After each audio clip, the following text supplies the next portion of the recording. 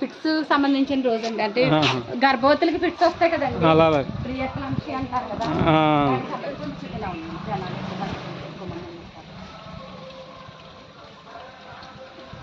తర్వాత dry date కూడా దిగుతామండి. Dry date ఉంచుకోవడం వల్ల మనకి ఏంటంటే మంచి నీటి కుండీలు ఉంటాయి చూస్తారు, వాటిల్లో కూడా మంచి నీటిలో దోమ పెరుగుతుందండి.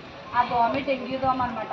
ఆ దోమ అదిగోండి అలా రకరకాల దశలు ఉంటాయి. 1వ దశ, 2వ దశ, 3వ దశ, అలా దశల ద్వారా అభివృద్ధి చెంది అది దోమ కింద అయ్యి మనలో కొడతా ఉంటారు. పగలు కుట్టి దోమలు మనకి డేంజర్ అనమాట, ప్రమాదకరం. రాత్రి కుట్టి దానికన్నా పగలు కుట్టి దోమలు అది ప్రమాదకరం ఉంటుంది. అలాగే కొబ్బరి చెప్పులు, తర్వాత మనం అది పప్పు రుబ్బుకుంటాం కదా, అది కూడా పెరిగేసి పెట్టుకోవాలి, లేదంటే పూతలేసి పెట్టుకోవాలండి.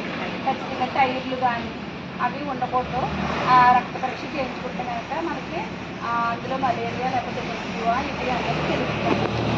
శుక్రవారం డ్రైడేస్ అయితే పొడివారం కింద మనం శుక్రవారం కింద మనం పాటించాలి. అయిపోయిందండి. అమ్మా, ఇది తీవ్రమైన ఎండల్లో తిరగొద్దని చెప్తున్నారు కదమ్మా. దీని గురించి అని ఎండల్లో ఎక్కువ తిరగకూడదు, గర్భవతులు వాళ్ళు కూడా జాగ్రత్తగా ఉండాలని చెప్తున్నారు.